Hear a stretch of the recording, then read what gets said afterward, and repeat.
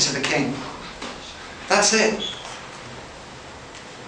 The servant, the person joining the army of the Lord today isn't in it for themselves. It's why it's the army of the obedient. When he says jump, we say, how high, sir?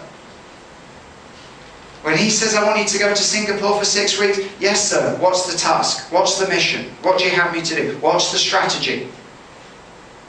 We're in constant communication with him as Commander-in-Chief. And if the strategy changes like it got changed yesterday evening, we've got to know. We've got to be in touch. It will cost us hours sometimes to get it.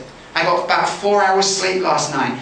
You know, and it's just, God, how do we redeem this? How do we turn it around? How? Okay, boss, this is the strategy. Merge this together, merge this, and drop that. The visitation isn't happening. Yes, sir. That's all I'm doing.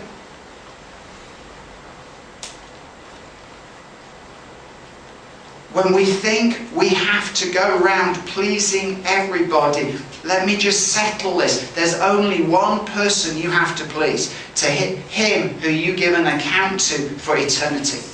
On all your actions. Hear me, I don't have to be popular. I just have to be obedient. It's what people are having a hard time with at the moment. I know I carry an authority. Why? Because it's from him.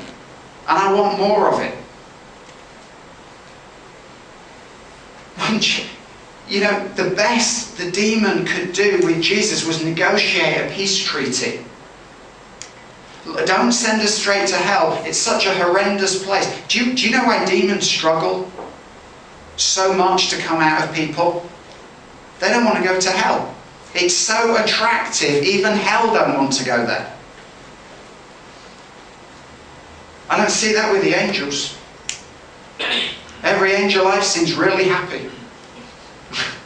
Every demon I've seen is as miserable as hell. That should tell us something.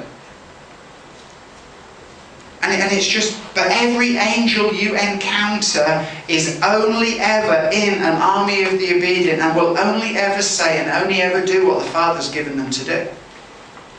That's why in meetings I welcome the angels in and I say, just do everything that the Father has planned in this place right now. Why? Because I don't know what it is, but they're only ever sent on assignment. And they don't go to God and say, well, I want to know everything you're doing. Yeah, we do. God, I'm not moving from this spot until you reveal the entire plan for the rest of the revival that's coming. And everything. God says, no. If you're obedient, you'll just do what I say. If you're obedient, when I say, that's what the centurion said. I see that you, to Jesus, I see that you are a man under authority. Like me. When I say go, 100 troops go. When I say come, 100 troops come. Therefore, if you say the word, it will be done. How simple is that? And he wasn't even a Christian. And got that revelation. That's all we have to do. It's part of the protocol. And Esther's heart was, what can I do that will bring pleasure to the king? Not to man, not to self, not to agenda, just to him. And it says she found favour in the eyes of everyone who met her. She was uncompromising.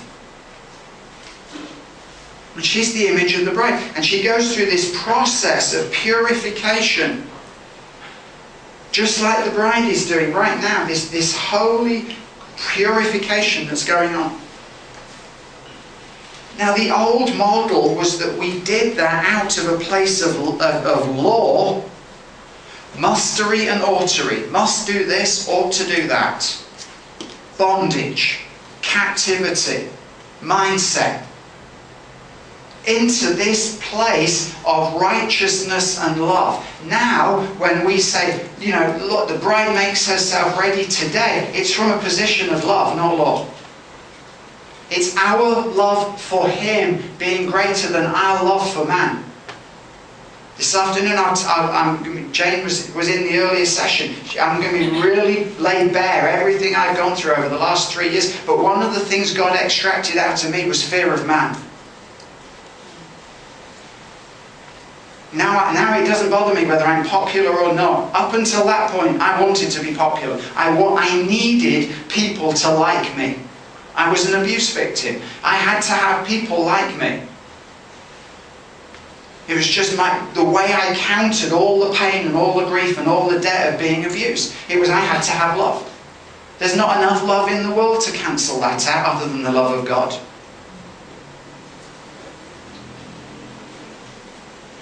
And she says, what can I do? I'm being purified. I'm being prepared in this place of love. Why? Because God, if there's anything in me right now, just rip it out. Just rip it out. The key to this whole thing of participation is thanksgiving and gratitude.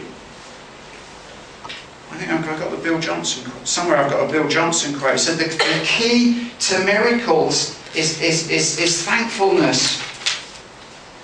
If we want miracles, just be thankful. Just be grateful.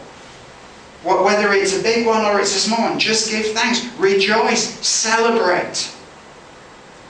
The orphan, and I'm going to get into this in the weekday school starting on Tuesday, the orphan demands. The orphan's never grateful. Why? Because they've got this big debt that's got to be paid. That's why the revelation of the Father's love for us comes before the bridal message.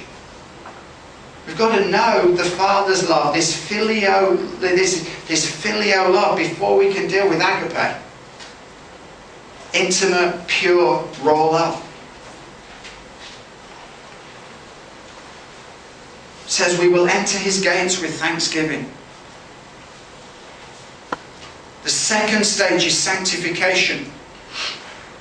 The first revelation, we looked at this last week, was the just shall live by faith, the restoration of Jesus.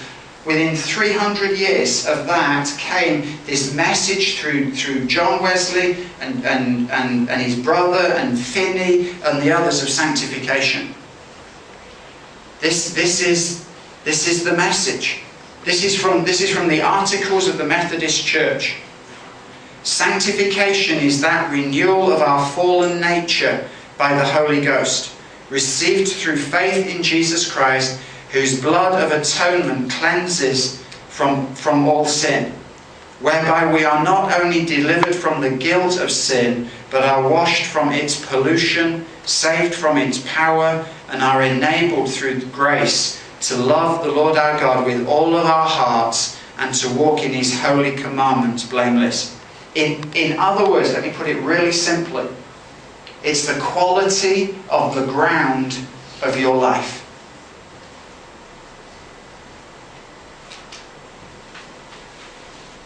Remember the parable of the sower? He goes out, some falls on marble floors like this, stony ground, where nothing can grow. Some gets a little, goes up, gone. Others, that's where the sun hits it, and it withers and dies. The third one, it falls among stony ground, where it grows up, but the cares of the world snuff it out.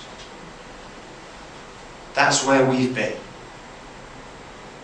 Pleasing man, pleasing ourselves, living our lives as we want.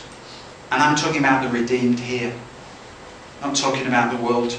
Our agenda, our way, our empire, not His kingdom. All of this stuff, we wanted it for us because we've been orphans. Then comes the revelation of the love of the Father. And now there's this emerging company who's saying, Lord, come in. Tear everything out of my life that needs it. Break me, melt me, mould me. That's written in a sequence, because what we really want is fill me. But he is not. You can tell some of this is really tough to say. He is not going to pour out revival on people that leak it again. He is not going to pour it out on a ministry base that will leak it again. He's not going to do it. You can want fill me as much as you want, and you will not get it because of your own agenda. He's going to have it His way. The difference between a strainer and this plastic beaker right now is this has no holes in it. It's got no wounds, no cuts. No, there's nothing for it to lose. It just holds the refreshing.